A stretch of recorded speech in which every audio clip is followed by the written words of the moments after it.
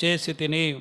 ఇక్కడ కూడా మీ తండ్రి అయిన అబ్రహాము సంగతి మిమ్మల్ని కనిన శారాను ఆలోచించుడి అని ఏమంటున్నాడు?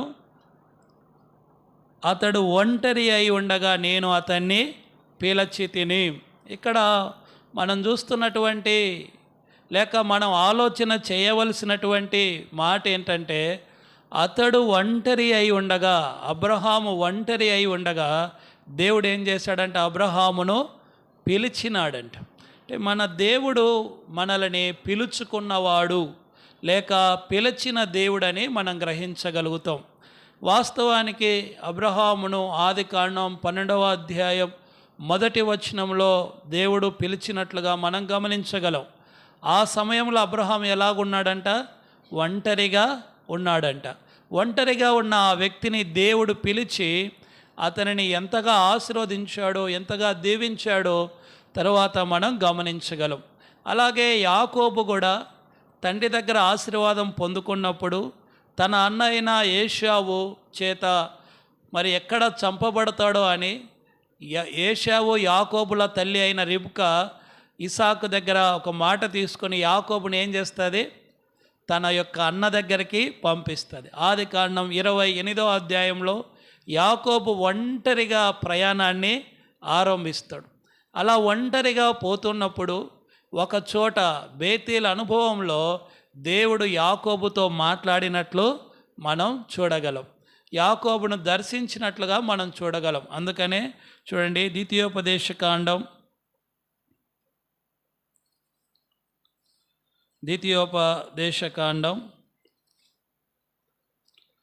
32వ అధ్యాయం 10వ వచనం. ద్వితీయోపదేశకాండం 32వ అధ్యాయం 10వ వచనం.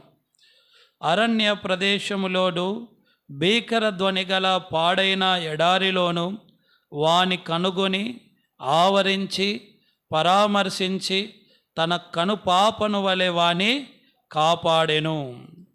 ఎలాంటి పరిస్థితిలో యాకోబు ఉన్నాడంట? అరణ్య ప్రదేశంలో భీకర ధ్వని గల పాడైన ఎడారిలో యాకోబు ఒక్కడే ఉన్నాడు. అక్కడ దేవుడు ఆయన్ను కనుగొని ఆవరించి పరామర్శించి తన కనుపాపను వలె వాణి కాపాడాడు. అంటే దేవుడు అక్కడ యాకోబుతో మాట్లాడినట్లుగా మనము గమనించగలుగుతాం. అలాగే ఇంకా మనకు బాగా పరిచయం ఉన్న వాక్య భాగం ఏంటంటే అపోస్తలుడైన పౌలు.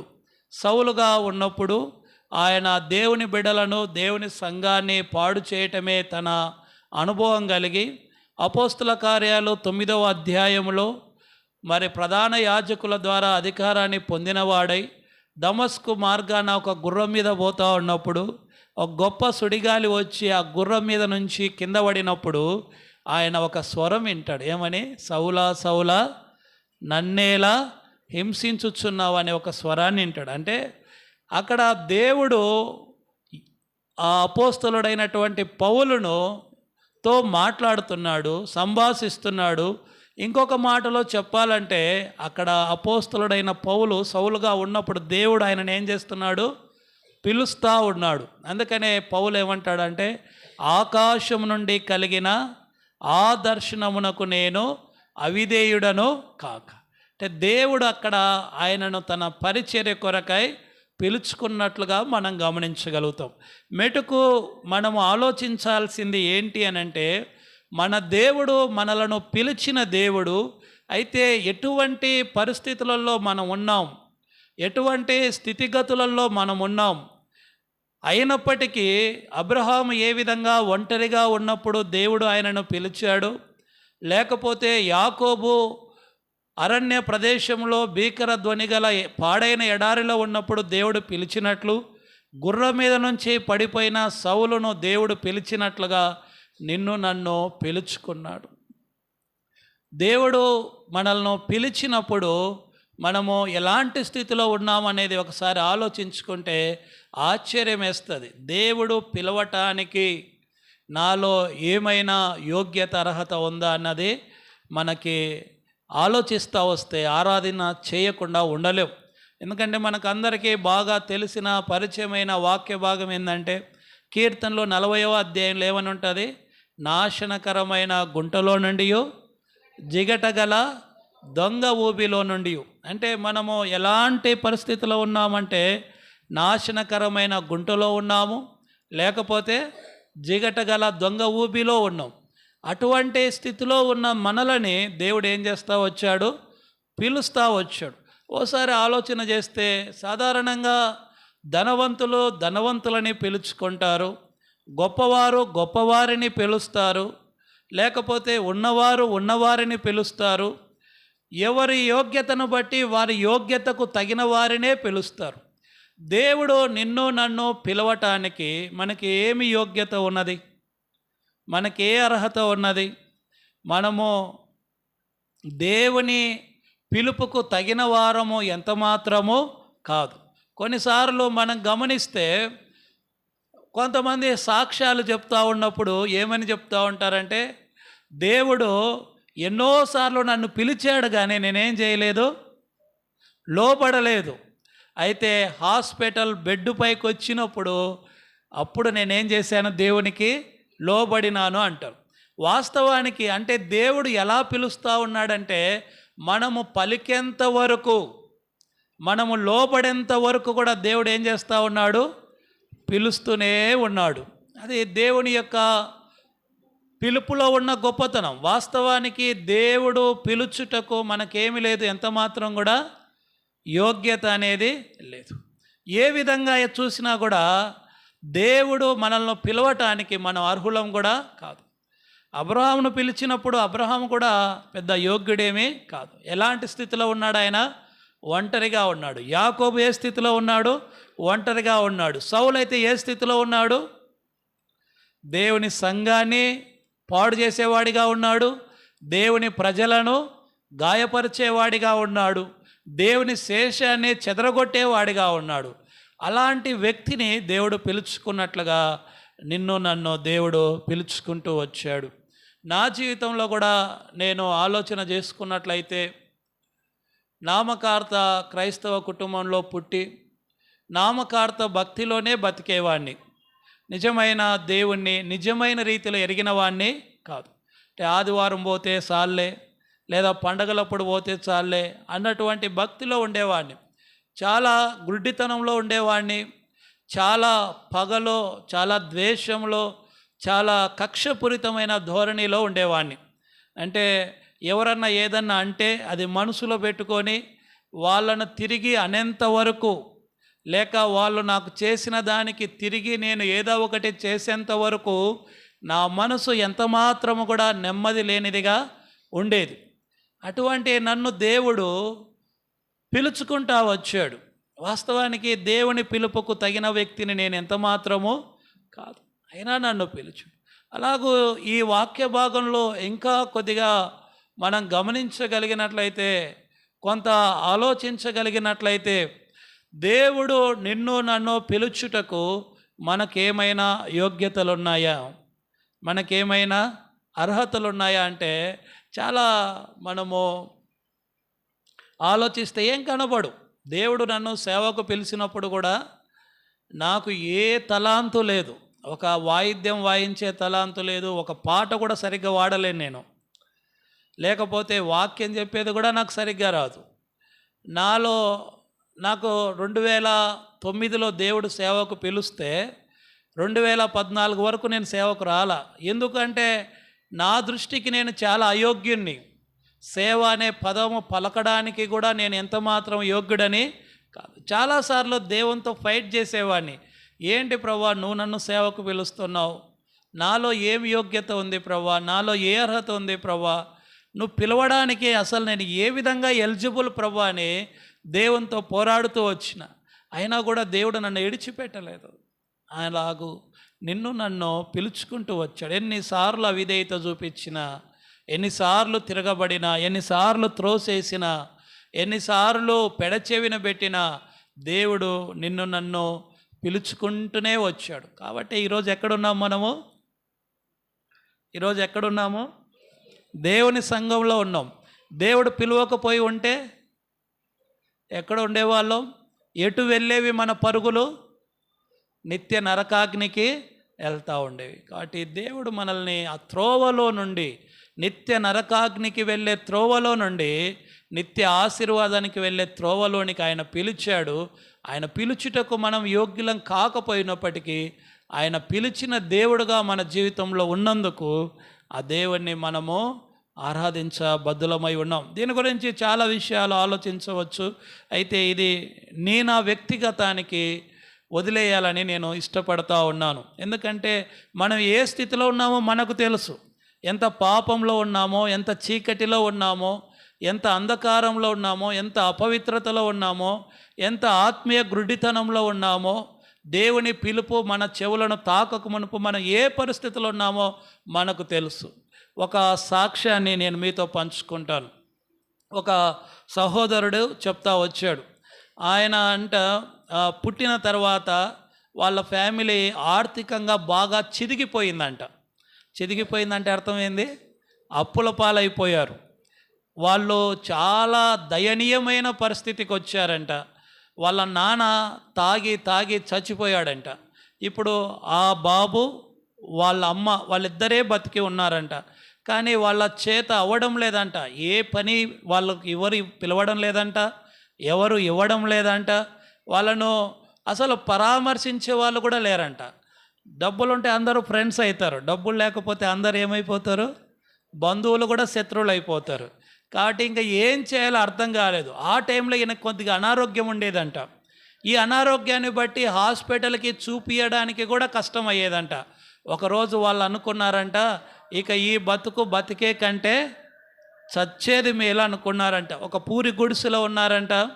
సరే, ఇంకా ఆ రోజు వాళ్ళిద్దరు ప్లాన్ చేసుకున్నారంట. ఏమని ప్లాన్ చేసుకున్నారంటే, వాళ్ళ మమ్మీ, నేను ఈ బిడ్డకి మొదట విషం ఇచ్చి చంపేస్తాను, ఆ తర్వాత నేను కూడా తాగి చచ్చిపోతానని ఫిక్స్ అయిపోయి కొద్దిగా ఏదో పురుగుల మందు తెచ్చి నీళ్ళల్లో కలిపేసుకొని ఇంకా తాగడానికి తీసుకొని నోటి దగ్గర పెట్టుకున్నారంట. అప్పుడు బయట ఒక ఆయన సువార్త చేసుకుంటూ పోతున్నాడంట.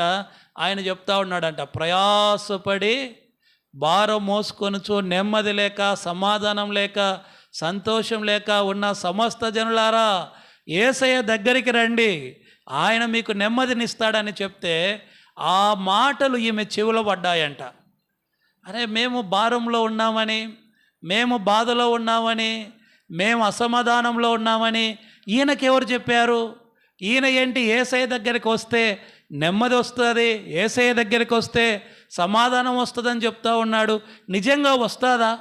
ఎన్నో చోట్లకి వెళ్ళాం కదా, ఓసారి యేసయ్య దగ్గరకు కూడా వెళ్ళి చూద్దామని ఆ తాగే ఆ యొక్క పురుగుల మందు గ్లాస్ పక్కన పెట్టి వాళ్ళిద్దరూ బయటకు వచ్చారంట. అప్పుడు ఆయన సువార్త చెప్తే రక్షణ పొందారు. ఇప్పుడు ఆయన పాస్పోర్ట్కి ఒక పెద్ద ఆఫీసర్, అంటే ఆయన సైన్ పెడితేనే ఏ పాస్పోర్ట్ అయినా చెల్లుతుందంట. అంత పెద్ద స్థాయికి దేవుడు దీవించాడు. ఆయన సాక్ష్యం చెప్తాడు, ఒకరోజు చచ్చిపోవాల్సిన వాడిని ఈరోజు ఆయనకి వైజాగ్లో సుమారుగా 6 కోట్ల ఆస్తుందంట. అంటే దేవుడు చూడండి, అలాంటి వ్యక్తిని కూడా ఏం చేశాడు? ఎలాంటి వ్యక్తిని? దాదాపుగా చావు యొక్క అంచున ఉన్నాడు. అలాంటి వ్యక్తిని పిలిచి ఎంత గొప్పవాణ్ణి చేశాడు. నిన్ను నన్ను కూడా అలాగే పిలుచుకున్నాడు. అందుకే నీ అనుభవానికి ఈ మాటలు వదిలేయాలని నేను ఇష్టపడుతున్నాను. నువ్వు ఏ స్థితిలో ఉన్నప్పుడు దేవుడు పిలిచాడు, ఎంత దయనీయమైన స్థితిలో ఉన్నప్పుడు దేవుడు నిన్ను పిలిచాడు, ఈరోజు నిన్ను ఏ స్థితిలో పెట్టాడు ఒకసారి గుర్తు చేసుకుంటే, ఆయన ఆ సాక్ష్యం చెప్పేటప్పుడు ఏడ్చేశాడు. ఒకవేళ ఆ రోజు ఆ స్వరము గనక మా చెవులను తాకకపోయి ఉంటే ఈరోజు నిత్య నరకాగ్నిలో, ఎందుకంటే సూసైడ్ చేసుకున్న వాళ్ళు ఎక్కడికి వెళ్తారు? సూసైడ్ చేసుకుంటే, ఆత్మహత్య చేసుకున్న వాళ్ళు ఎక్కడికి వెళ్తారు? ఈరోజు మేము నరకాగ్నిలో కాలిపోవలసిన వాళ్ళు. ఆ పేదరికమే మా అనుభవం అయి ఉండేది. ఎందుకంటే ధనవంతుడు, లాజరు కథలో ధనవంతుడు ఆ యొక్క పాతాళంలో ఆయనకు అన్నీ గుర్తున్నాయి కదా. నాకు భూమి మీద ఎంతమంది సహోదరులు ఉన్నారు? 5 సహోదరులు ఉన్నారు. అలాగే వీళ్ళు కూడా యాతనలో జ్ఞాపకం చేసుకునే వాళ్ళు, ఏంది ప్రభువా ఆ స్థితికి వచ్చి మళ్ళీ ఈ స్థితి పెట్టినావని. కానీ ఈరోజు దేవుడు మమ్మల్ని ఎంతో గొప్ప స్థితిలో పెట్టాడని చెప్తూ వచ్చాడు. కాబట్టి నిన్ను ఏ స్థితిలో దేవుడు పిలిచాడో ఈరోజు నీ స్థితి ఏంటో గుర్తు చేసుకొని ప్రభువును ఆరాధించు. దాని గురించి ఒకసారి ఆలోచిద్దాం. ఇది మొదటి అనుభవం. రండి, రెండవ అనుభవంలోకి వెళ్దాం. యెషయా పుస్తకం 51వ అధ్యాయం రెండవ వచనం, క్షమించండి, 3వ వచనం. యెషయా పుస్తకం 51వ అధ్యాయం 3వ వచనం. యెహోవా సియోనును ఆదరించుచున్నాడు, దాని పాడైన స్థలములన్నిటినీ ఆదరించి దాని అరణ్య స్థలములను ఏదేను వలె చేయుచున్నాడు. దాని ఎడారి భూములు యెహోవా తోట వలె నగునట్లు చేయుచున్నాడు. ఆనంద సంతోషములను, కృతజ్ఞతాస్తుతియు, సంగీత గానమును దానిలో వినబడును. చూడండి, దేవుడు సియోనును ఆదరిస్తూ ఉన్నాడు. పాడైన స్థలాలను, అరణ్య స్థలాలను ఆదరించి ఏదేను వలె చేసి అక్కడ ఏముంచుతానంటున్నాడు? ఆనంద సంతోషము, కృతజ్ఞతాస్తుతి, సంగీత గానములను ఉంచుతానంటున్నాడు. అంటే దేవుడు ఆదరించుట ద్వారా ఇవన్నీ కలుగుతాయని మనం చూస్తున్నాం.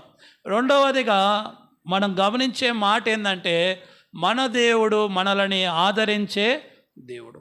బాగా ఒక సందర్భాన్ని గుర్తు చేసుకుందాం.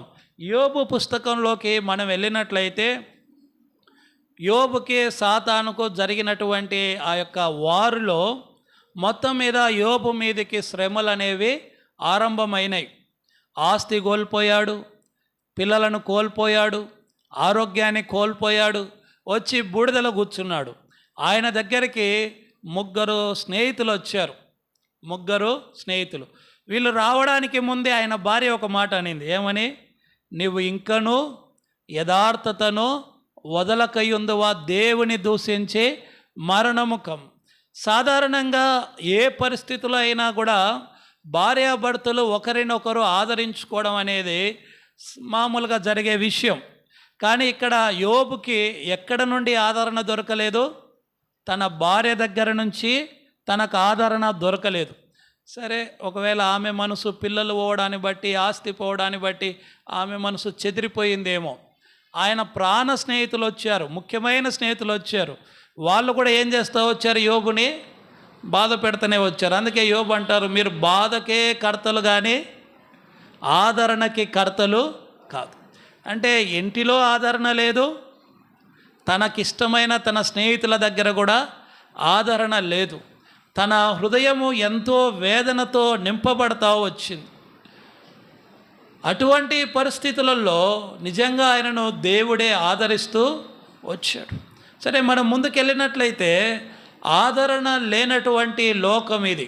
కొన్నిసార్లు ఎవరితో పంచుకోవాలో, ఎవరితో చెప్పుకోవాలో కూడా మనకు అర్థమో కాదు. యోబు స్నేహితులు చూసి, యోబు స్నేహితులు మాట్లాడుతూ ఉంటే యోబుకి ఆదరణ కలకకపోగా యోబు యొక్క బాధ ఏమైతే ఉంది? ఎక్కువైతే ఉంది. అందుకనే మీరు బాధకే కర్తలు అనే మాట అంటూ వచ్చాడు. అయితే దేవుడు ఎలాగో ఆదరిస్తాడు మనల్ని, దేవుడు ఎలాగో బలపరుస్తాడంటే చూడండి, 7వ వచనం, యెషయా పుస్తకం 51వ అధ్యాయం 7వ వచనం. నీతిని అనుసరించు వారలారా నా మాట వినుడి, నా బోధను హృదయమందుంచుకున్న జనులారా ఆలకించుడి. మనుషులు పెట్టు నిందకు భయపడకుడి, వారి దూషణ మాటలకు దిగులు పడకుడి. మనుషులు పెట్టు నిందకు ఏమవద్దు? భయపడద్దు. వారి దూషణ మాటలకి దిగులు పడద్దు. ఈ మాట గుర్తు చేసుకున్నప్పుడు మనకేం కలుగుతూ ఉంటుంది? ఆదరణ, ధైర్యం అనేది కలుగుతూ ఉంటుంది. మత్తయి సువార్త 5వ అధ్యాయంలో కూడా, నా నిమిత్తం జనులు మిమ్మల్ని నిందించి దూషించి అబద్ధముగా చెడ్డ మాటలు పలుకున్నప్పుడెల్లా మీరు ధన్యులు, పరలోకమందు మీ బహుమానము అత్యధికమగును. చాలాసార్లు దేవుని మాటలే మనల్ని ఆదరిస్తాయి. అందుకనే కీర్తనకారుడు కూడా ఏమంటాడు? 119వ కీర్తన 50వ వచనంలో, నీ వాక్యమే నన్ను బ్రతికించెను, బాధలలో ఇదే నాకు నెమ్మదినిచ్చు. దేవుని వాక్యము మనల్ని ఆదరించడంలో, ఆదరించినంతగా ఇంక ఎవరి మాటలు కూడా మనల్ని ఆదరించు. ఎవరితో మన బాధలు చెప్పుకున్నా, ఎవరితో మన కష్టాలు చెప్పుకున్నా, ఏదో ఒక రోజు ఏం చేస్తారు చెప్పండి? ఏదో ఒక రోజు ఏం చేస్తారు? ఒకవేళ ఈరోజు మనం చెప్పినప్పుడు వింటారు మన బాధలు, మన కష్టాలు. కానీ ఏదో ఒక రోజు ఏం చేస్తారు? వాటిని పట్టుకొని మనల్ని ఏం చేస్తారు? ఎగతాళి చేస్తారు. ఆ రోజు ఏడ్చుకుంటూ వచ్చినావు నా ఇంటికాటికి. నేను గనక నీ కన్నీరు తుడవకపోయింటే, నేను గనక నీకు సలహా ఇవ్వకపోయింటే ఈరోజు నువ్వు ఎక్కడుండేదానివో. నీకేం లేదు, కృతజ్ఞత కూడా లేదని మనల్ని ఏం చేస్తూ ఉంటారు, దూషిస్తూ ఉంటారు, ఎగతాళి చేస్తూ ఉంటారు. కానీ దేవుడు ఎప్పుడు అలా అన్నాడు. దేవుడు మాటలు మనల్ని ఆదరించిన సందర్భాలు గుర్తు చేసుకోగలిగితే, చాలాసార్లు దేవుని మాటలు ఆదరించినంతగా ఏ మాటలు మనల్ని ఆదరించవు. కొన్నిసార్లు మీకు అర్థమవడానికి చెప్తూ ఉన్నాను. ఎవరన్నా ఒకవేళ ఇప్పుడు సేవలు ఉన్నాం కాబట్టి ఎవరో ఒకరు తిడతా ఉంటారు, మామూలే. యేసు ప్రభువును కూడా ఏమంటా వచ్చినారు, దయ్యములు పట్టిన వాడని అంటా వచ్చి. యేసు ప్రభు దయ్యాన్ని ఎల్లగొడితే వాళ్ళు ఏమన్నారు, ఈయన దయ్యముల అధిపతి వలన ఎల్లగొడుతున్నాడని అన్నారు. నాకు ఎక్కువ ఇష్టమైన మాట అదే. ఎవరన్నా అన్నారనుకోండి, ఒకవేళ ఈయన సేవకుడా, ఈయన సేవ చేస్తాడా అన్నాడు అనుకో, నాకు ఆ మాటే గుర్తుకొస్తుంది. యేసు ప్రభువా నిన్నే ఏమన్నారు, దయ్యం పట్టినవాడు అన్నారు. నన్ను అనడంలో పెద్ద గొప్ప ఉంది ప్రభువా, మేమంతా నీ పార్టీ కదా, నిన్న అన్నప్పుడు మేము బాధపడాల్సిన అవసరత లేదు. కాబట్టి దేవుని మాటలు గుర్తు చేసుకొని మనం ఆదరించబడిన సందర్భాలు, ఒక్కొక్కసారి మనసు ఎంత గాయమవుతూ ఉంటుందంటే, మనసులోకి ఎంత దుఃఖం వస్తూ ఉంటుందంటే, అప్పుడు ఎవ్వరి మాటలు కూడా మనల్ని ఏం చేయలేవు, ఆదరించలేవు. దేవుని మాటలు ఆదరిస్తాయి. ఇంకొక సందర్భాన్ని కూడా చూడవచ్చు. 51వ అధ్యాయం 12వ వచనం, యెషయా పుస్తకం 51:12. నేనే మిమ్మును ఓదార్చువాడను, చనిపోవు నరునికి, తృణమాత్రుడకు నరునికి ఎందుకు భయపడదువు. చూడండి దేవుడు ఏమంటున్నాడు, నేనే మిమ్మును ఓదార్చువాడను, తృణమాత్రుడకు నరునికి నీవు ఎందుకు భయపడదు. అంటే దేవుడే మనల్ని ఓదార్చేది, దేవుడే మన కన్నీటిని తుడిచేది. ఇంకా యెషయా పుస్తకం చూస్తే, ప్రతి వాని ముఖము మీది బాష్ప బిందువులను ఆయన తుడచివేయడం. మనకి బైబిల్లో బాగా గుర్తున్న ఒక సందర్భాన్ని గుర్తు చేసుకుందాం. 1 సమూయేలులో ఒక సందర్భం ఉంది, ఎల్కానా, హన్నా, పెనిన్నా కదా. ఎల్కానా హన్నాను చాలా ప్రేమిస్తున్నాడని మనకు అర్థమవుతుంది. ఎందుకంటే ఎల్కానా హన్నాతో ఏమంటాడు, నీకు 10 మంది కుమారుల కంటే నేను ఎక్కువ ఆడన కానా. వాస్తవానికి ఎల్కానాకి పెనిన్నా కంటే కూడా ఎవరు ఇష్టమో, మీరు డిసిప్లిన్గా ఉన్నారు, వెరీ గుడ్, నేనే చెప్పుకుంటా. ఎల్కానాకి హన్నా అంటేనే ఎక్కువ ఇష్టం. సాధారణంగా పిల్లలున్న పెనిన్నాను ఎల్కానా ప్రేమించిన దానికంటే కూడా, పిల్లలు లేకపోయినా హన్నా మీదనే ఎవరికి ఎక్కువ ప్రేమ ఉంది, ఎల్కానాకి ప్రేమ ఉంది. అది మనం చూడగలం.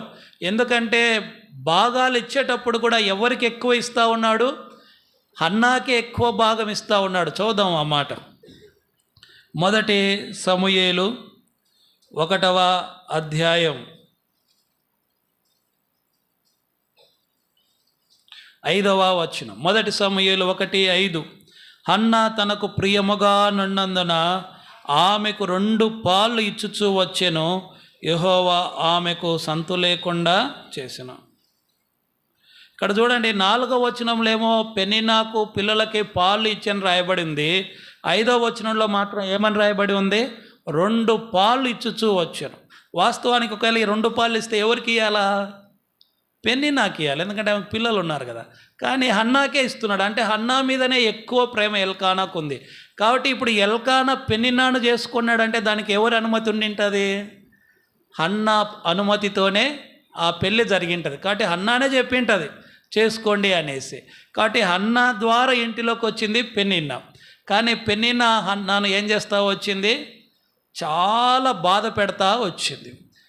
ఎల్కానా ఎంత ఓదార్చాలని చూసినా ఆమె బాధ కొంచెం కూడా తగ్గలేదు. ఒకరోజు సిలోహు మందిరంలో కూర్చొని ప్రార్థన చేసుకుంటా వస్తే సేవకుడైన ఏలి ఏమంటూ వచ్చాడు, మత్తురాల్లాగా ఎంతసేపు ఉంటావమ్మా అన్నాడు.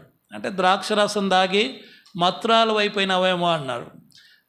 సాధారణంగా అట్లా సేవకుడు అన్నాడు అనుకోండి, మనకేమొస్తుంది, ఒకవేళ సేవకులు ఆ మాట అన్నారనుకోండి, ఏం తూగుతూ ఉన్నావు అని ఏదన్నా అన్నారనుకోండి, మనకేమొస్తుంది, ఎక్కడలేని కోపం వస్తుంది. ఒకటి సేవకుని మీద గొడవ కన్నా పోతాం, లేకపోతే సంఘానికి ఏం చెప్తాం? బై బై అన్న చెప్తాం. ఆ సేవకుడు నన్ను ఈ మాట అన్నాడు కాబట్టి ఆ సేవకుడు ఉన్నంత వరకు నేనేం చేయను, ఎక్కడికి రాను, మందిరానికి రాను అంటాం. కానీ ఆమె ఆ మాట అనలా. అయితే ఆ నాట నుండి ఆమె దుఃఖముఖిగా ఉండుట మానెను. అంటే ఆమె బాధను ఆ సేవకుడు తుడచలేకపోయాడు, భర్త ప్రేమ తుడచలేకపోయింది. ఎవరు తుడిచారు? దేవుడు తుడిచాడు. కాబట్టి ఎన్నిసార్లు ప్రభు మనల్ని ఆదరించింటాడో. చాలాసార్లు కృంగిపోతాం, చాలా నలిగిపోతూ ఉంటాం, బయటికి చెప్పుకోలేం కొన్ని విషయాలు, బయటికి పంచుకోలేం కొన్ని విషయాలు, లోపల నలిగిపోతూ ఉంటాం. అయినా మనం కొద్దిగా నెమ్మదిగా ఉన్నామంటే, కొద్దిగా సంతోషంగా ఉన్నామంటే దానికి కారణం ఎవరు? దేవుడే. కాబట్టి దేవుడు నిన్ను ఆదరించిన సందర్భాన్ని నువ్వు గుర్తు చేసుకో. దేవుడు నన్ను ఆదరించిన సందర్భాన్ని నేను గుర్తు చేసుకుంటా. ఎందుకంటే దేవుడు ఆత్మ గనక ఆయనను ఆరాధించేవారు ఆత్మతోనూ, అంటే మన ఆరాధనలో ఏముండాలా? సత్యం ఉండాలా. ఆత్మతో ఆరాధిస్తే సరిపోదు, సత్యముతో కూడా ఆరాధించాలి. సత్యం అంటే వాక్యము, కొన్నిసార్లు సత్యం అంటే మన అనుభవ జీవితం. కాబట్టి దేవుడు నీ కన్నీటిని తుడిచిన సందర్భం, దేవుడు నిన్ను ఓదార్చిన సందర్భం, దేవుని వాక్యము ద్వారా నువ్వు ఆదరించబడటం అంటే ఒక అర్థం బలపరచబడటం. నీవు బలపడిన సందర్భం, ఇక చేత కాదన్న సందర్భంలో దేవుడు ఏ విధంగా ఏ రకంగా నిన్ను బలపరిచాడో ఆ సందర్భాన్ని గుర్తు చేసుకొని ప్రభువును మనం ఆరాధన సమర్పిద్దాం. తర్వాత మూడవ మాట గుర్తు చేసుకొని ముగించుకుందాం. రండి, యెషయా పుస్తకం 51వ అధ్యాయం 16వ వచనం. యెషయా పుస్తకం 51:16. నేను ఆకాశములను స్థాపించునట్లును భూమి పునాదులను వేయునట్లును నా జనము నీవే అని సియోనుతో చెప్పునట్లును నీ నోట నా మాటలు ఉంచి నా చేతి నీడలో నిన్ను కప్పి ఉన్నాను. ఇందులో చివరి భాగం, నా చేతి నీడలో నిన్ను కప్పి ఉన్నాను. చూడుము, నా అరచేతుల మీదనే నిన్ను చెక్కుకొని ఉన్నాను. దేవుని యొక్క చేతి నీడలో మనం కప్పబడి ఉన్నాం. రూతు పుస్తకంలోకి మనం వెళ్తే బోయజు రూతుతో ఒక మాట అంటాడు. ఏమని? చదవండి. రూతు పుస్తకం 2వ అధ్యాయం 12వ వచనం. రూతు పుస్తకం 2:12. యెహోవా నీవు చేసిన దానికి ప్రతిఫలం ఇచ్చును. ఇశ్రాయేలీల దేవుడైన యెహోవా రెక్కల క్రింద సురక్షితముగా ఉండునట్లు నీవు వచ్చితివి. ఆయన నీకు సంపూర్ణమైన బహుమానం ఇచ్చునని ఆమెకు ఉత్తరమిచ్చెను.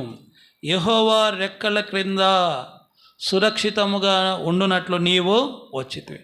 యెహోవా రెక్కలంటే దేవుని యొక్క చేతులు. దేవుని యొక్క చేతుల క్రిందికి వచ్చినప్పుడు ఏమి దొరుకుతుందని బోయజు చెప్తా ఉన్నాడు.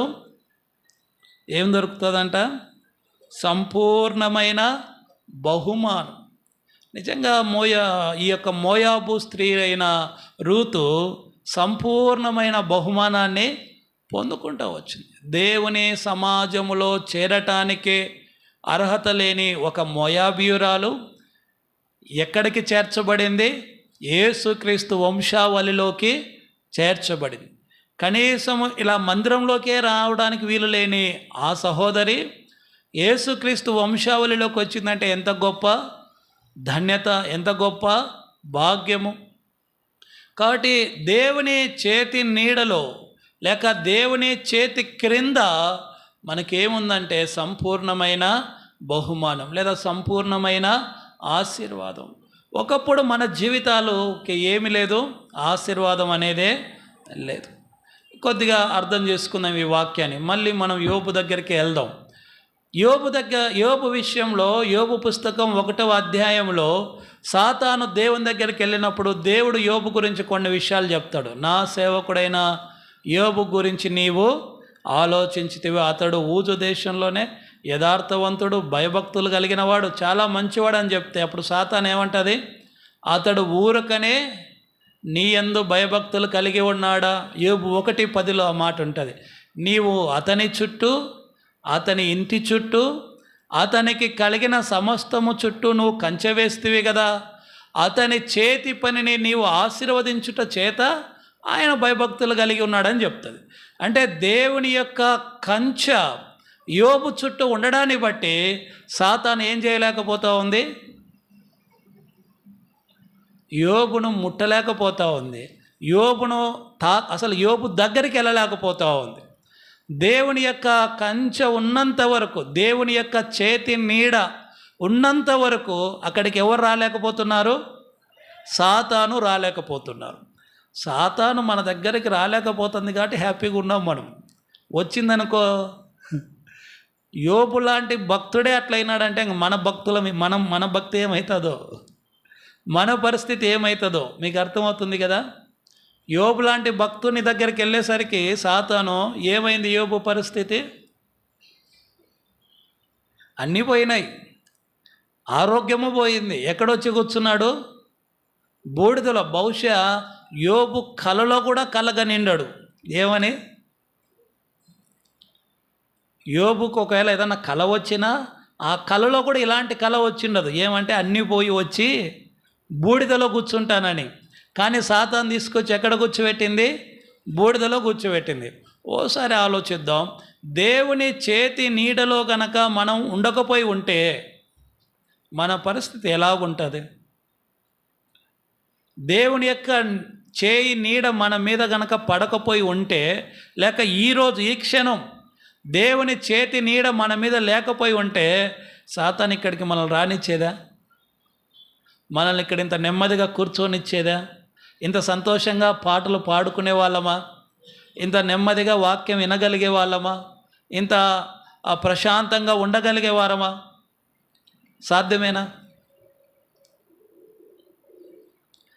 సాధ్యమా? సాధ్యం కాదా? కాదు. ఎందుకంటే దేవుని చేతి నీడ లేకపోతే ఎవరిని మృంగుదునా అని గర్జించు సింహం వలె సాతానుడు తిరుగుతూనే ఉన్నాడు. అయితే దేవుని చేతి నీడ మన మీద ఉంది కాబట్టి మనల్ని సాతానుడు ఏం చేయలేకపోతున్నాడు? ముట్టలేకపోతున్నాడు. మన దగ్గరకు కూడా రాలేకపోతున్నాడు.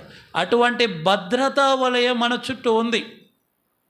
దేవుని యొక్క చేతి నీడ అనే కంచె లోపల మనం ఉన్నాం. అందుకే ఇంత ప్రశాంతంగా ఉండగలుగుతున్నాం. అందును బట్టి ప్రభువును స్తుతిద్దాం. ఒకసారి మనం ఆలోచన చేస్తే, ఒకసారి మనము మన యొక్క జీవితాల్లోకి మనం తొంగి చూసుకుంటే, దేవుని చేతి నీడ గనక మన పైన లేకపోతే, ఆ నీడ చాటున మనం గనక ఉండకపోతే మన పరిస్థితి ఎంత భయంకరంగా ఉండేదో. సాతాను మనలని ఎటువంటి బాధల గుండా, దుఃఖాల గుండా నడిపించేవాడు గుర్తు చేసుకుంటే కొద్దిగా భయం కూడా వేస్తుంది. దేవుని చేతి నీడ ఉంది కాబట్టి మనం ప్రశాంతంగా ఉంటాం. అందును బట్టి మనం దేవుణ్ణి ఆరాధిద్దాం. 3 విషయాలు మనము గుర్తు చేసుకుంటూ వచ్చాం. 51వ అధ్యాయంలో నీతిని అనుసరించుచు యెహోవాను వెతుకుచునుండు వారలారా నా మాట వినుండి మీరు ఆలోచన చెయ్యండి అన్నాడు. మనం ఎన్ని ఆలోచనలు గుర్తు చేసుకున్నాం? 3 ఆలోచనలు గుర్తు చేసుకున్నాం. ఒకటేంటి? దేవుడు మనలని పిలిచినప్పుడు మన పరిస్థితి ఏంటి? ఎలాంటి స్థితిలో ఉన్నప్పుడు దేవుడు మనల్ని పిలిచాడు? ఏ ఊబిలో ఉన్నప్పుడు, ఏ గుంటలో ఉన్నప్పుడు, ఏ పాపం అనే బురదలో ఉన్నప్పుడు, లేక ఏ వేదన దుఃఖంలో ఉన్నప్పుడు, లేకపోతే ఏ హాస్పిటల్ అనుభవంలో ఉన్నప్పుడు దేవుడు మనల్ని పిలిచాడో ఒకసారి గుర్తు చేసుకుందాం. ఈరోజు మనల్ని ఎక్కడ ఉంచాడో ఒకసారి గుర్తు చేసుకుంటే ప్రభువుని ఆరాధించకుండా మనము ఉండలేం. రెండవది ఏంటి? దేవుడిచ్చిన ఆదరణ. ఈ లోకంలో దేవుడు గనక, దేవుని వాక్యం గనక మనల్ని ఆదరించలేదనుకోండి, మనకు దేవుని వాక్యం నెమ్మది ఇవ్వలేదనుకోండి, అన్ని రోగాలు ఉంటాయి. ఇప్పుడు కొంచెం బాగున్నామంటే అది దేవుడిచ్చిన ఆదరణ. ఎంతోమంది ఆదరిస్తారనుకున్నాం, కానీ ఎక్కడా దొరకని ఆదరణ దేవుని దగ్గర మనకి దొరుకుతూ ఉంది. ఎల్కానా ప్రేమలో దొరకని ఆదరణ ఎక్కడ దొరికింది? హన్నాకి దేవుని దగ్గర దొరికి. కాబట్టి కొన్నిసార్లు భర్తల దగ్గర, భార్యల దగ్గర, పిల్లల దగ్గర కూడా దొరకదు. ఏంటి? ఆదరణ. ఎక్కడ దొరుకుతుంది? దేవుని దగ్గర. దేవుని దగ్గర మాత్రమే ఆదరణ. ఏ వయసు వారికైనా, ఏ సందర్భంలో అయినా దేవుడు ఒక్కడే మనల్ని ఏం చేయగలడు? ఆదరించగలడు. మన దుఃఖాన్ని తుడిచే దేవుడు ఆయన. అందుని బట్టి ప్రభువును స్తుతిస్తాం. ఎన్నిసార్లు మన దుఃఖం నుంచి మనం విడిపించబడ్డామో, ఎన్నిసార్లు ఆ నలిగిపోయిన హృదయాన్ని దేవుడు బాగు చేసినాడో గుర్తు చేసుకొని ప్రభువును స్తుతిద్దాం. మూడవ సందర్భం ఏంటి? మీరు చాలా డిసిప్లిన్గా ఉన్నారు. దేవుని యొక్క చేతి నీడలో మనల్ని కప్పినాడు. ఆయన నీడలో మనం ఉన్నాం కాబట్టి మనం ఎవరికి కనపడట్లేదు? సాతానికి దొరకడంలా. సాతానికి దొరకట్లేదు కాబట్టి ఇంత బాగున్నాం. సాతానికి దొరికినామంటే వాడు మనల్ని ఏం చేస్తాడు? మృంగేస్తాడు. సంసోను మీదకి ఎలా పోయింది సింహము? బొబ్బరించుకుంటూ పోయిందంట. బొబ్బరించుకుంటూ పోయిందంటే అర్థం ఏంది? అంటే ఏదో సంసోను ముందర యాక్షన్ చేద్దామని పోయిందా? మింగేద్దామని పోయింది. ఒకవేళ దేవుడు ఆ టైంలో సంసోన్ని బలపరచకపోయింటే మిగతా చరిత్ర అంతా మనకు ఉండేది. కాబట్టి ఎన్నిసార్లు సాతాను మన దగ్గరికి రావడం, మన మీద ఉన్న దేవుని చేతి నీడను చూడడం, ఎన్నిక్కిపోవడం. మనల్ని చూసి ఎప్పుడు సాతాను ఎన్నిక్కిపోదు. మనల్ని చూసి సాతాను ఎప్పుడు కూడా ఒక్క స్టెప్ కూడా ఎన్నిక్కేయదు. ఎవరిని చూసి మనల్ని ముట్టకుండా పోతూ ఉంది? మన పైన ఉన్న దేవుని యొక్క చేతి నీడను బట్టి అది మన జోలికి రావటం లేదు. ప్రభువా, సాతాను నన్ను ముట్టకుండా, సాతాను నా జోలికి రాకుండా నీ చేతి నీడ నా పైన ఉంచినందుకు. చేతి నీడ పడిందంటే పైన ఏముంది? చేయి ఉందని అర్థం. కాబట్టి నీ చేయిని నా మీద ఉంచి నన్ను కాపాడుతున్న దేవా, నా హృదయపూర్వక ఆరాధన నీకే సమర్పిస్తున్నాను తండ్రి. దేవునికి మన ఆరాధన సమర్పిద్దాం. లేచి నిలబడి పాట పాడుకో.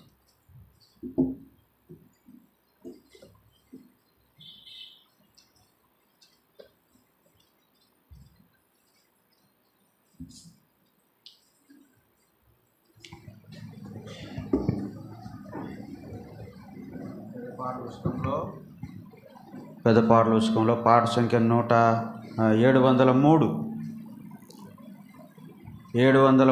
కొన్ని పుస్తకాల్లో 687. ప్రభువా నీవే నమ్మకమైన సామర్థ్యం.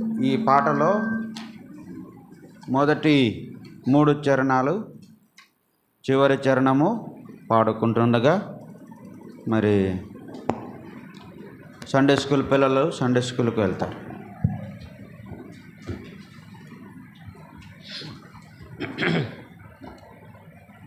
ప్రభువా నీవే నమ్మకమైన సమర్థుడవు, ప్రభువా నీవే నమ్మకమైన సమర్థుడవు, ఎంతో గొప్ప అద్భుతమైన ప్రశాంతుడా దయాళుడా, ఎంతో గొప్ప అద్భుతమైన ప్రశాంతుడా దయాళుడా, ప్రభువా నీవే నమ్మకమైన సమర్థుడవు, ప్రభువా నీవే నమ్మకమైన సమర్థుడవు. యవనస్తులు ముందుకు రండి. యవనస్తులు ఇహ పరమందు నివసించువారు నీ నామము నమోకరింతురు, ఇహ పరమందు నివసించువారు నీ నామము నమోకరింతురు, మహిమా పరతురు దేవుని, మహిమా పరతురు దేవుని, అంగీకరించు ప్రతివాని జీవా నీవే క్రీస్తువానుచు, అంగీకరించు ప్రతివాని జీవా నీవే క్రీస్తువానుచు, ప్రభువా నీవే నమ్మకమైన సమర్థుడవు, ప్రభువా నీవే నమ్మకమైన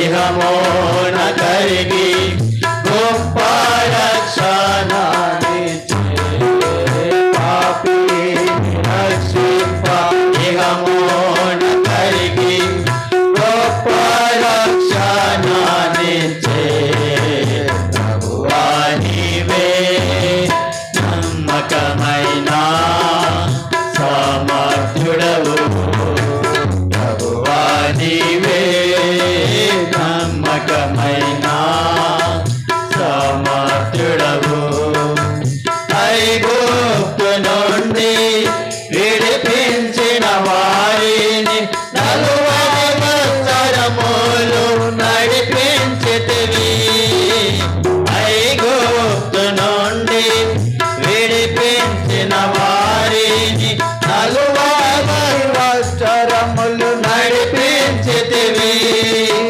కాచితివి కను పాపగా కాచితివి కను పాపగా ఉంచి ఉన్నావు మాదిరిగా వారి నీ ఆలోచన గోపది ఉంచి ఉన్నావు మాదిరిగా వారి నీ ఆలోచన గోపది ప్రభువా నీవే నమ్మకమైన సమర్థుడవు ప్రభువా నీవే నమ్మకమైన సమర్థుడవు తుఫాను రేగి నిరాశపరచ శత్రువు మా మధ్య చెలరేగగా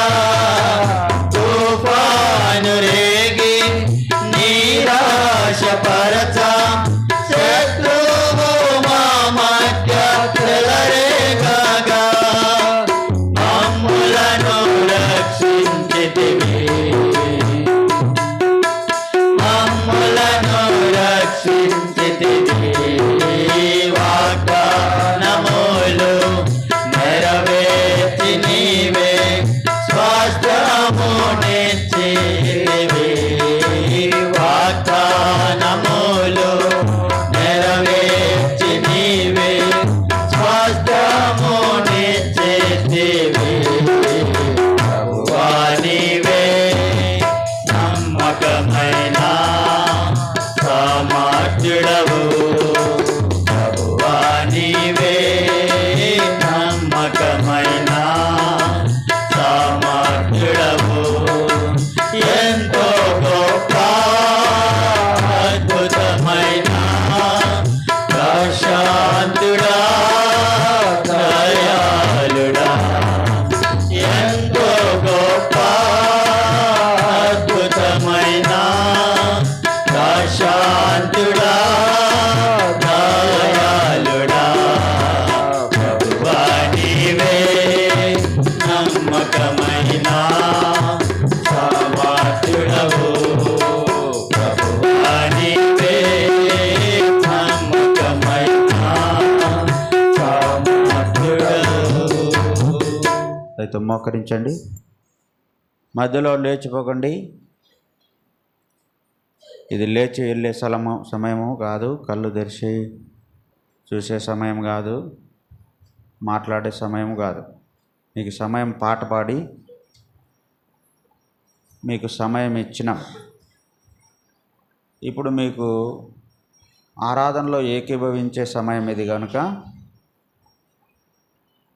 ఈ సమయంలో మనము భయభక్తులతో ప్రభు సన్నిధిలో గడపాలి. దేవుడు ఉన్నాడనే భయము అంతరంగములో కలిగిన వారంగా,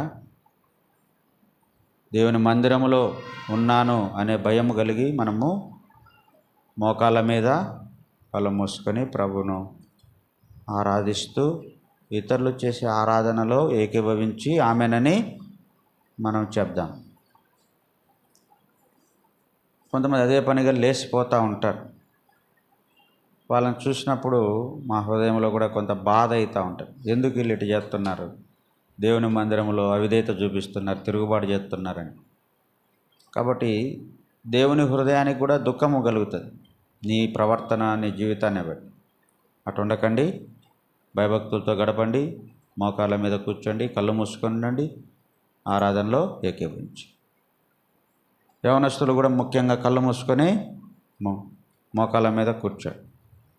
మొదట సండే స్కూల్కి వెళ్ళేవారు, ఆ తర్వాత వంట పరిచర్యకు వెళ్ళేవారు, తర్వాత బల్ల ముందున్నవారు, బల్ల వెనకలున్నవారు, బయట ఉన్నవారు, అట్లా మనం క్రమంగా ప్రభువును ఆరాధిస్తాం. ప్రారంభించి.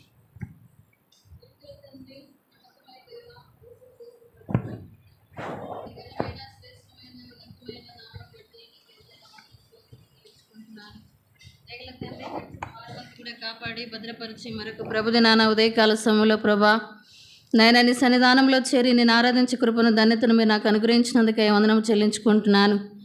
దయగల తండ్రి, నువ్వెంతైనా నమ్మదగినటువంటి దేవుడవు, నా యొక్క జీవితంలో నమ్మదగిన దేవుడుగా ఉంటూ నన్ను నడిపిస్తున్నందుకై మీకు వందనము చెల్లించుకుంటున్నాను. నిజంగా నువ్వెంత గొప్ప దేవుడవు నాయన. ఆకాశములు పడజాలని దేవుడు, అత్యంత కృపగలిగినటువంటి దేవుడు నాయన, ఆది అంతము అల్ప ఓమేగ అయినటువంటి దేవుడు, అదృశ్య స్వరూపైనటువంటి దేవుడు అని నీకు వందనము చెల్లించుకుంటున్నాను. సర్వ సృష్టికి అధికారం ఆధిపత్యం కలిగినటువంటి దేవుడు, సర్వమును సృజించిన సృష్టికర్త అయిన దేవుడు అని నీకు వందనము చెల్లించుకుంటున్నాను ఆయన. ఈ ఉదయకాల సమయంలోని దాసుని ద్వారా మీరు మమ్మల్ని తీసుకొచ్చిన ప్రతి లేఖనాన్ని బట్టి కూడా వందనాలు. మరి ఈ యొక్క యెషయా గ్రంథం 51వ అధ్యాయం ద్వారా మీరు మమ్మల్ని తీసుకొచ్చిన చక్కని లేఖనాలను బట్టి కూడా వందనము చెల్లించుకుంటున్నాను. నిజంగా ప్రభా, నువ్వు గొప్ప దేవుడు. ఆనాడు అబ్రాహాము ఒంటరిగా ఉన్నప్పుడు మీరు పిలుచుకున్నావు నాయన, మీరు ఏర్పరచుకున్నావు తండ్రి. మరి పెక్కు మందగునట్లుగా మీరు చేస్తూ వచ్చినావు నాయన. నా యొక్క జీవితంలో నేను కూడా ఎక్కడో పాపంలో, అంధకారంలో, చీకటిలో పడిపోయినటువంటి నన్ను, నిత్య నాశనానికి, నరకానికి పాత్రలను నన్ను మీరు ప్రేమించి లోకం నుంచి నన్ను ప్రత్యేకించుకొని దేవా, నీ యొక్క ఉన్నతమైన పిలుపుతో నన్ను మీరు పిలుచుకొని ఏర్పరచుకొని మీ గొప్ప రక్షణ మీరు నాకు అనుగ్రహించినందుకై వందనాలు. నన్ను నీ బిడ్డగా చేసుకున్నందుకై వందనములు తండ్రి. మరి ప్రభా, నీ సంఘంలో సవాసంలో నేను ఒక అంగముగా ఉండడానికి, ప్రభా మీ శరీరంలో ఒక అవయముగా ఉండడానికి నన్ను మీరు ఏర్పరచుకున్నందుకై వందనము చెల్లించుకుంటున్నాను. దయగల తండ్రి, నిజంగా నన్ను జ్ఞాపకం చేసుకున్నట్టుకు నేను ఏ పాటి దాన్ని, నిజంగా ఎందుకు పనికిరానటువంటి దాని, యోగ్యత అర్హత లేనటువంటి దాన్ని ప్రభా, నన్ను నేను చూసుకున్నప్పుడు నీ ఎదుట నిలవడానికి యోగ్యురాలను కాదు తండ్రి. అటువంటి నన్ను మీరు ప్రేమించినావు, ఒక ఉన్నతమైన స్థితిలోకి నన్ను తీసుకొచ్చినావు. నిత్యము నీ మందిర ఆవరణంలో గడిపే గొప్ప భాగ్యాన్ని మీరు నాకు అనుగ్రహించినందుకై వందనాలు. దయగల తండ్రి, నీ ప్రేమ ఎంత గొప్పది నాయన. అది మార్పు చెందినటువంటి ప్రేమ నాయుడులో మీరు చూపించినందుకు వందనము చెల్లించుకుంటున్నాను. దయగల తండ్రి, మరి ప్రభా ఈ యొక్క విశ్వాస జీవితంలో ఎన్నో మరి ప్రభా అవమానాలు, నిందలు, ప్రభా ఎన్నో పోరాటాలు, సమస్యలు, ఆదరణ లేకున్నప్పుడు కూడా నన్ను మీరు ఆదరించి నన్ను ధైర్యపరిచి ప్రభా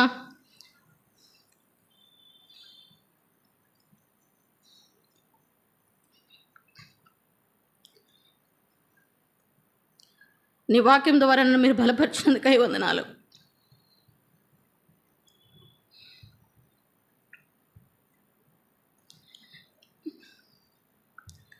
పాపమును జయించినటువంటి దేవుడు,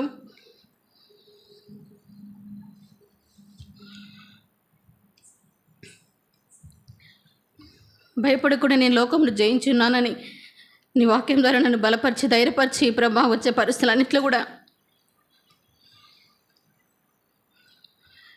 నిజంగా అన్న నీ చేత ఆదరించబడినట్లుగా ప్రభా నేను కూడా అనేక పరిస్థితుల్లో నీ వాక్యం ద్వారా మీరు నన్ను ఆదరించి ధైర్యపరిచినందుకై వందనాలు. దయగల తండ్రి, అంత మాత్రమే కాకుండా నీ చేతి నీడలో నన్ను అనునిత్యము భద్రపరుస్తున్నందుకై వందనములు. నా యొక్క సేవ జీవితంలో, కుటుంబంలో, సంఘంలో ప్రభా వచ్చే పరిస్థితులన్నింటిలో కూడా నువ్వు నా దేవుడవుగా, నా తండ్రిగా నన్ను ఆదరిస్తూ నడిపిస్తూ దేవా ఏది క్రమమైందో అది ఎరిగి ఉండడానికి ప్రభా నేను సేవించినట్లుగా అట్లు నన్ను మీరు నడిపిస్తున్నదికై వందనాలు. దయగల తండ్రి, నా యొక్క దేవుడుగా, నా తండ్రిగా, నా సృష్టికర్తగా, నన్ను నిర్మించిన నిర్మాణకుడుగా మీరు నాకున్నందుకై వందనము చెల్లించుకుంటూ నా జీవితంలో మీరు చేసిన ప్రతి మేలును, ఉపకారమును బట్టి ప్రభా నీకేమి చెల్లించగలను తండ్రి. వారి ప్రాణవచ్చిన క్రయదనం బహు గొప్పది, అది నెటికి తిరిగి అట్లుండవలసింది అని నా జీవితంలో మీరు చేసిన ప్రతి మేలును బట్టి నీ పాద సన్నిధిలో నాయనా మరి కృతజ్ఞతాపూర్వకంగా స్తుతి ఆరాధన నీ బంగారు పాదములకే యేసు నామములో సమర్పించుకుంటున్నాను తండ్రి. ఆమేన్.